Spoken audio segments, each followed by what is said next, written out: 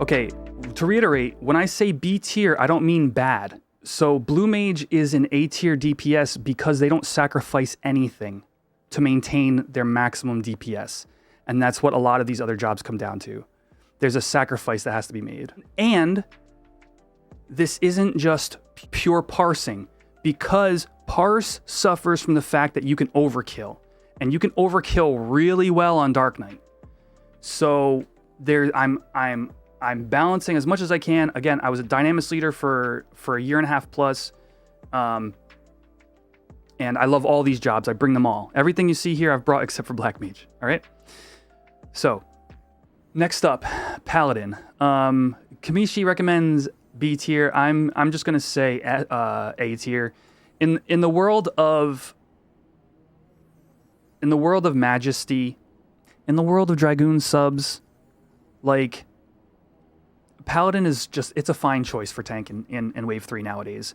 Again, this Paladin falls in the same category as Ninja a year ago, before all its good changes and before Dragoon sub was so prevalent. Paladin had a much harder time, and I would have bumped it down a tier. You know what I mean? So in the world we're in now, Paladin's a fine choice as your tank. Puppetmaster. I'm not trying to alienate Puppetmasters when I say this. I want to just provide some perspective. In terms of overall DPS, it's going to be lower than Monk, which puts it a tier lower. In terms of utility, the only utility that it truly offers in a melee setup is going to be tanking. And the tanking aspect of Puppetmaster has been less and less necessary as players have gotten more DT in their TP and weapon skill sets. In the world of post-Niame, nobody cares. I care. Cashew has Puppetmaster, man. In the world of post-Niame, I might have put Puppet... No, I still think Puppet's... Okay, when Puppet's tanking was important for Dynamis clearing, it might have been... It probably would have been a B or maybe B+. In today's environment, it's a fine DD if you're geared to the teeth and you love your job. It's a makeshift tank in a pinch. In a world where we're getting stronger and stronger, Pup's niche use in Dynamis Wave 3 has become less and less and is no longer really a viable for B tier or A tier or anything other tier than C. It's not D tier because it's actually, you can just bring it. You can bring it, you can melee with it. No problem. You can play the job in a melee situation. Okay, Red Mage. Yes, I'm going to go with Kamishi on this one. It's the next S tier job in Wave 3 clears. First of all, Haste 2 on your melees, or anybody for that matter, clears up a whole song from the Bard. So the synergy between one Red Mage in your tank party and Bards in your DD parties... Listen, if I had an S+ tier... we would be looking at probably Red Mage and Corsair. Let's just be clear about this. You know, best I can offer is we can do this. Between Haste 2 freeing up a whole song slot is huge, A. B, the debuffs that it offers on the like, say, Blue Mage, silencing the Blue Mage NMs to prevent like Spectral Flow or Entomb onto your entire alliance is just really useful. Distract 3 on the highly evasive Thief and Dancer NMs. It just does all the... It maintains excellent DPS through Crochet and end spells, in addition to having access to Savage Blade, or even in a pinch you have your magical weapon skills that'll do fine damage because you just have so much mab on the job. Even from the tank party, it just makes it a powerhouse in Wave 3. And potentially in any Alliance content going forward. You're just going to want at least one Red Mage. They made some changes to Red Mage a while back that really, in terms of like adding in Crochet and some of the other stuff they did, I don't remember all the changes off the top of my head, but Red Mage has just been a strong consideration in almost all content since. And I don't play it, but I'm so thankful for those who do. So that's red mage in S tier.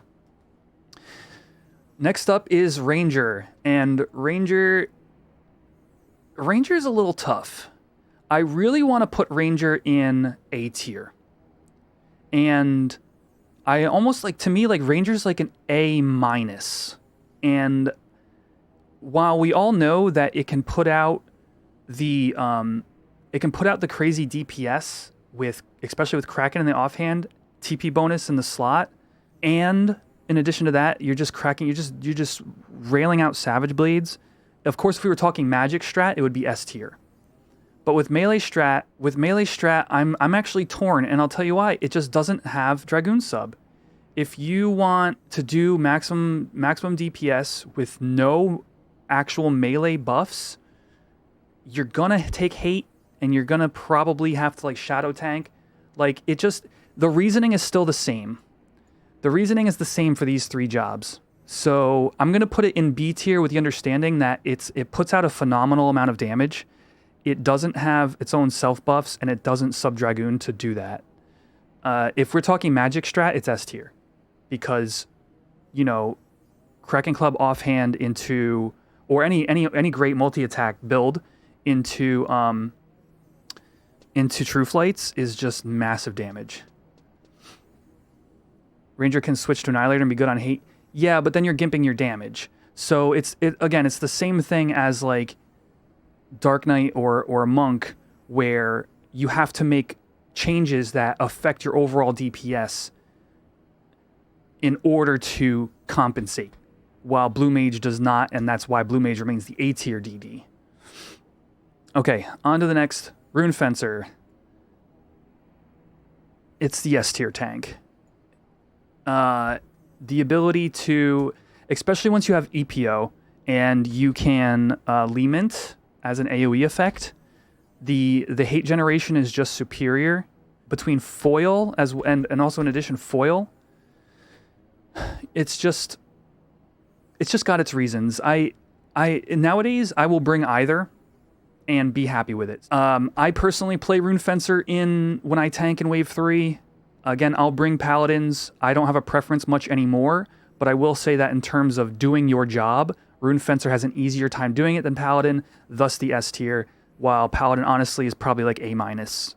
It does everything you need to do, but it's a little bit easier on Rune Fencer.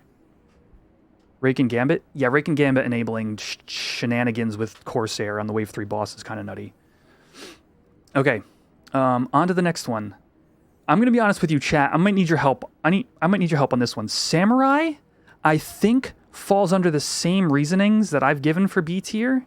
It's B tier, and I'll tell you why. Actually, I know the answer to this. I've seen more Samurais fold to taking hate than any other job. Well, actually, probably about equal with Dark Knight.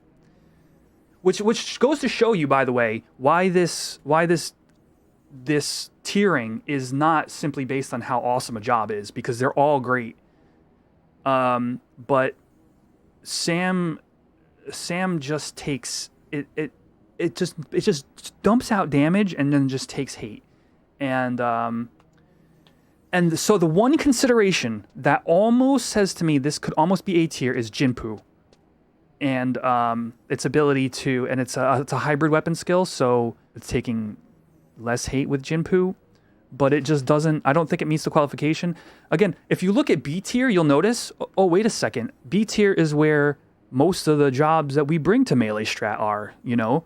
Like, we don't all have you're not going to take 4 blue mages, you know what I mean? Just because this guy happens to put an A tier. It's just an understanding that the utility and sort of like a breeziness, let's call it.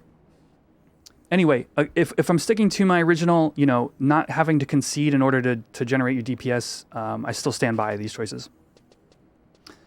Next up is Scholar.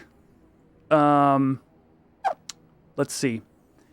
I'm going to do this. So Scholar is A tier healing in melee strat.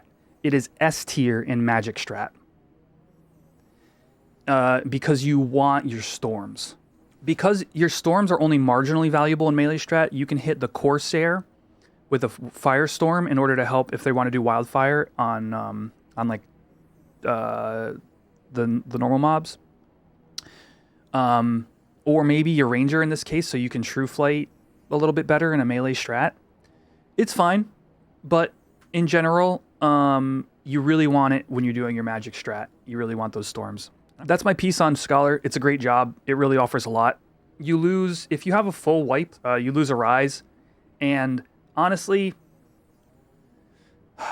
it can be a problem.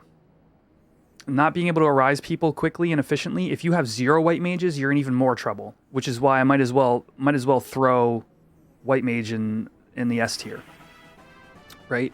So white mage is going to be good regardless, especially in the melee strat though. It's just, you got cure skins, you've got arises. I don't know. Who needs explanation on white mage? You all know. You all know it. You love it. Summoner sadly relinquished to the C tier, almost D tier. They offer slightly more utility than black mage in a melee strat. And hit me in the comments below if you have uses for summoner that I am unaware of.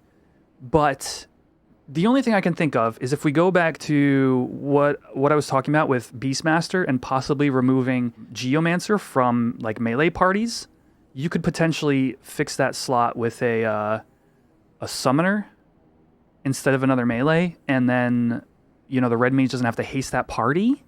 And then also you get like Shiva, you get like TP bonus from Shiva.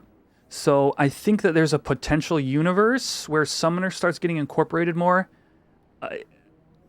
Again, it's just not.